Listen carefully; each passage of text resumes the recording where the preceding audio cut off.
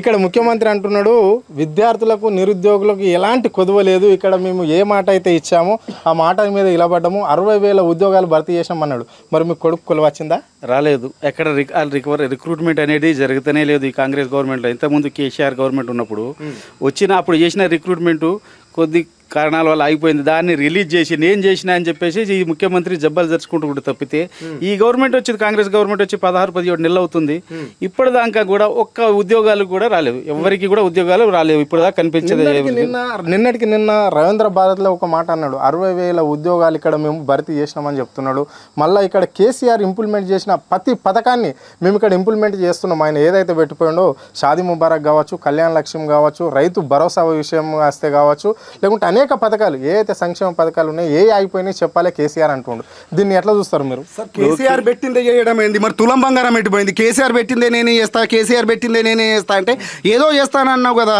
ఇప్పుడు కేసీఆర్ పెట్టింది మరి నువ్వు ఇన్ని 420 హామీలు ఇచ్చినావు, ఏం చేస్తున్నావు నీకు తెలియదా? మనస్సాక్షికి అన్నీ తెలుసు, చెప్పాలి కదా బయటకు వచ్చి. ఎటుపోయే తులం బంగారం? ఎటుపోయింది? ఏమిస్తుండు? 1,00,000 వస్తున్నాయి, అది ఎటు సరిపోతున్నాయి? 2 లక్షల రుణమాఫీ కాలేదు.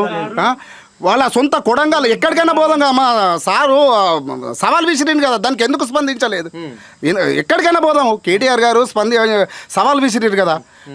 అక్కడ రేవంత్ రెడ్డి విలేజ్కైనా సరే. ఓకే రైట్, చెప్పండి అన్న. మరి మీకు ఎన్ని ఎకరాల భూమి ఉంది? అది 5 ఎకరాల భూమి ఉంది. రుణమాఫీ రాలేదు. మాకు 2 లక్షలు ఉంది, 2 లక్షల లోపే ఉంటుంది.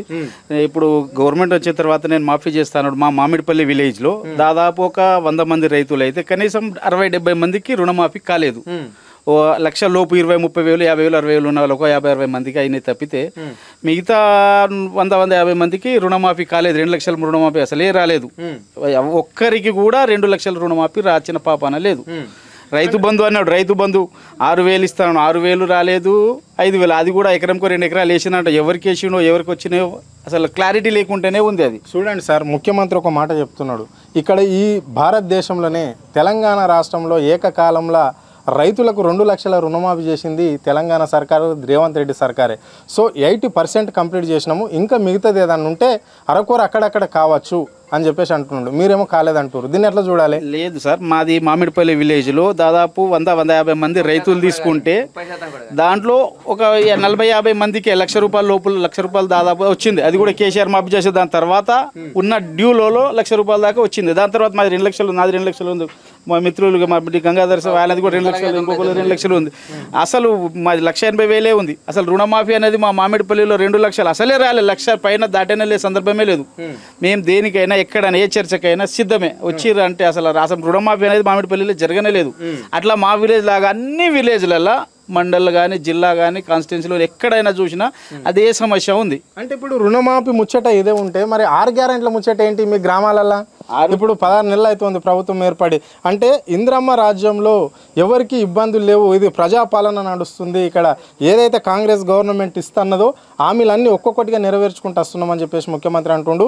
మళ్ళీ సహచార మంత్రులు కూడా అదే మాట చెప్తున్నారు. దీన్ని ఎట్లా చూస్తారు మీరు? 6 గ్యారెంటీలో ఒకటి కూడా క్లియర్ లేదు. అదేదో మహిళలకు బస్సు ఉచితం అని పెట్టిర్రు, బస్సులు తగ్గించారు. ఆ బస్సులు అందులో పట్టలేక వాళ్ళకి కొట్టుకొని వస్తారు. మిగతా ఉన్నదే రుణమాఫీ అన్నాడు, రుణమాఫీ కాలేదు. మిగతా చెప్పిన 6 పథకాలు ఎవిలో మిగతా 426 కళ్యాణ లక్ష్మి, షాదీ ముబారక్, రైతు బంధు, రైతు బీమా.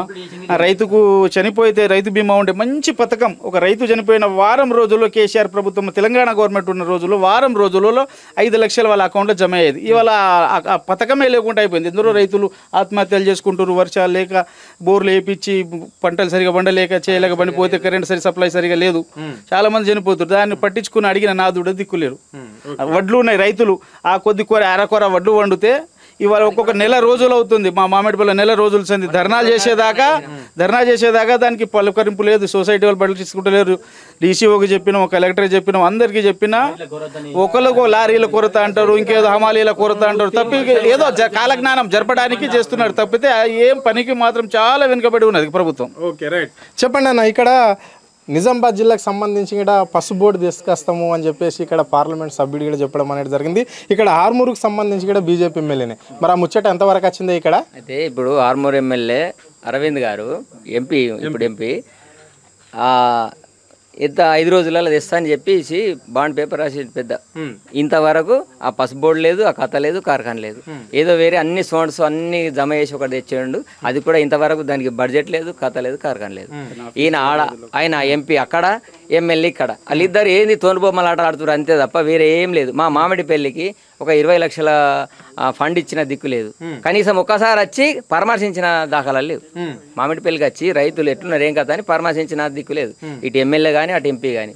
మరి ఇంతకుముందు మా ఎమ్మెల్యే గారు 15 రోజులకోసారి 20 రోజులకోసారి ఈ మాజీ ఎమ్మెల్యే జీవన్ రెడ్డి గారు, ఆర్మూర్ మాజీ ఎమ్మెల్యే జీవన్ రెడ్డి గారు ఈ జంగల్ ఇది మొత్తం ఇది దొంగల ఏరియా. ఇప్పుడు ప్రజెంట్ మనం ఉన్న దొంగల ఏరియా. ఈ దొంగల ఏరియాను ఇలా సుందరవనంగా చేసిండు. ఈ సుందరవనంగా చేసిండు. మిషన్ భగీరథ నీళ్లు తీసుకొచ్చి మరి దీంట్లో కల్పించిండు. కరెంటు లేకపోతే కరెంటు తెప్పించిండు. ఇక్కడ అవన్నీ రోడ్లు వేపించిండు, చేసిండు, అక్కడ ఇది చేసిండు. కనీసం వీళ్ళు మెయింటెనెన్స్ చేసేది దిక్కు లేదు. ఎవరు ఉంటే వాళ్ళని పట్టుకొచ్చి ఇక్కడ బడ్జెట్ ఇప్పించిండు. అంత తీసుమారు కానీ ఎమ్మెల్యే మా ఎమ్మెల్యే గారు. మరి ఏంది ఇప్పుడు నేను ఇట్లా వస్తున్నా హైదరాబాద్కి వెళ్ళి వచ్చేటప్పుడు చూస్తుంటే మీకు ఎక్కడ పోయినా రోడ్ల మీద ధాన్యం పోసుకొని ఉన్నారు రైతులు. ఏంది మరి పరిస్థితి ఏంటి? ఇప్పుడు ఇక్కడ గిట్టుబాటు ధర ఇస్తున్నామని ముఖ్యమంత్రి అంటుండు, వ్యవసాయ శాఖ మంత్రి అంటున్నాడు. ఇప్పుడు సన్నలకు మాత్రమే కాకుండా అన్నిటికి కూడా బోనస్ ఇస్తున్నాము. ఓన్లీ రైతులు రైతు భరోసా పైసలు, రైతు బంధు పైసలు అడుగుతలేరు. వాళ్ళేమో రైతు భరోసా అంటున్నారు కాంగ్రెస్ వాళ్ళు, బీఆర్ఎస్ వాళ్ళు మాత్రం రైతు బంధు అన్నారు కదా, ఆ పైసలు అడుగుతలేరు. కేవలం బోనస్ పైసలే అడుగుతున్నారు అని చెప్పేసి మంత్రి తుమ్మల నాగేశ్వరరావు అంటుండే. ఇది వాస్తవమేనా? అయితే నేను ఒక రైతును, నాకు 3 ఎకరాలు ఉంటుంది. 1,99,000 రూపాయలు గుత్పా గ్రామీణ బ్యాంకులు తీసుకున్న ఇదివరకు రుణమాఫీ లేదు. కనీసం రైతు బంధు వాళ్ళు లేదు. కనీసం ఇప్పుడు కొందామంటే ఇప్పుడు అమ్ముదామంటే లారీలు దిక్కు లేవు, అమలు లేరు. మేము ధర్నా చేసి 3 రోజులే, 2వ రోజు నాడు సొసైటీకి తాళం వేసారు. ఇది పరిస్థితి, కాంగ్రెస్ పరిస్థితి ఇది. కాంగ్రెస్ పరిస్థితి ఇది. రైతు సొసైటీ ఏంటి తాళాలు వేసేసినాం.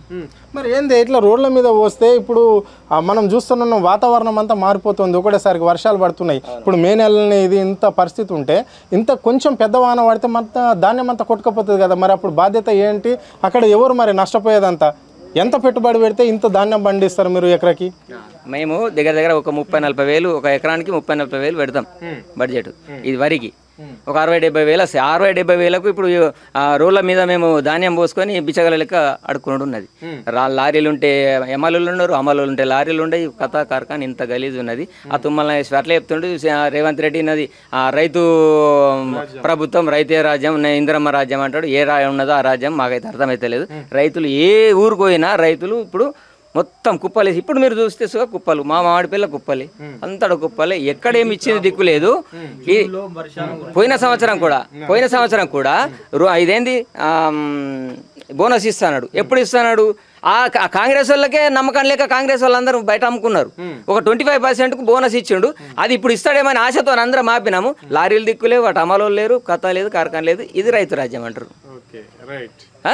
మరి ఇప్పుడు 24 గంటలు కరెంట్ ఇచ్చి కేసీఆర్ ఇస్తే రేవంత్ రెడ్డి కానీ వీళ్ళు కాంగ్రెస్ ప్రభుత్వం గన్ని గంటలు ఎందుకు 12 గంటలు కావాలన్నారు ఈ వేస్ట్ గాళ్ళు.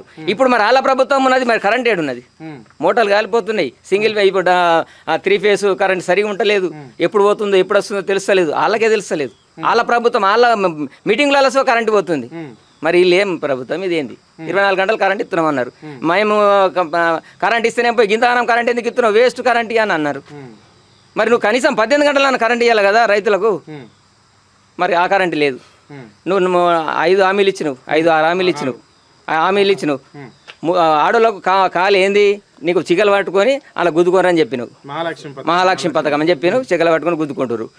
నువ్వు షాదీ ముబారక్ తులం బంగారం ఇస్తాను. కేసీఆర్ బాకీ చేసిండు అంటున్నావు. 3వ కాను ₹1,00,000 ఇంకా తులం బంగారం ఇస్తాను. మరి అది ఏడు గెలిస్తావు? నీ ఇంట్లో గెలిస్తా పబ్లిక్ అర్థమైతే లేదా? ఆ తులం బంగారం ఎవరికి ఇచ్చినావు? ఇదాకా 16 నెలలు అవుతుంది. ఎవరికి ఇచ్చినావు ఈ తులం బంగారం? అది షాదీ ముబారక్ నస్తుగా నీకు టైంకు ఇచ్చుడు దిక్కు లేదు. రైతు చనిపోతే 20 రోజుల లోపల, 10 నుంచి 25 రోజుల లోపల రైతుకు 5 లక్షల రూపాయలు అది బీమా వస్తుండే. ముఖ్యమంత్రి అంటున్నాడు. అంటే ఇక్కడ కేసీఆర్ ఏ పథకాలు అయితే పెట్టిండో వాటిని ఏది కూడా కూని చేయలేము, దాన్ని కంటిన్యూనే చేస్తున్నాము. మళ్ళీ అదనంగా కూడా మేము సన్నబియ్య కార్యక్రమం ఇక్కడ ఇవ్వడం అనేది జరుగుతుంది. ప్రతి పేదవాడు సన్నబియ్యం తినాలనేది మా లక్ష్యం అని చెప్పేసి ముఖ్యమంత్రి అంటుండే. ఈ వాక్యాలను మీరు ఇప్పుడు ఆ బియ్యం వాళ్ళు రైతులే కదా పండిస్తున్నారు. నువ్వు రైతులకి ఏం దిక్కు ఇస్తలేవు, నువ్వు వీళ్ళకి ఏమి ఇస్తావు? ఇప్పుడు మేము స్టాక్ పెట్టిన బియ్యమే నువ్వు ఇస్తున్నావు. మేము స్టాక్ పెట్టిన బియ్యమే నువ్వు ఇస్తున్నావు. నువ్వు ఇంకా వీటికి ఇచ్చులేదు, దిక్కు లేదు. నువ్వు కనీసం అవి అడ్లు కొనుడు దిక్కు లేదు. నువ్వు అడిగి వెళ్ళిస్తావు. ఎక్కడికెళ్ళి ఇస్తావు నువ్వు? Okay right. మరి 2500 ఇస్తాను మహిళలకు, 2500 ఇస్తాను వాళ్ళకి. భూమి లేని పేద మహిళకు ఇస్తాను అవే. ఓకే. మరి ఏది నీ కథ ఏంది, నీ కార్ఖాన ఏంది? నీ కథ అందరికి తెలుస్తుంది. 16 నెలలనే మొన్న చూస్తే అందరికి ఉత్సపడ్డది వరంగల్ మీటింగ్. సారే రావాలి, సర్కారే రావాలి, కారే రావాలి అని అంటారు ఈ 16 నెలలనే. మరి నీ పరిస్థితి ఏంది? ఇంకా 10 ఏళ్ళు చేస్తానని మొత్తుకుంటున్నావు. ఓకే.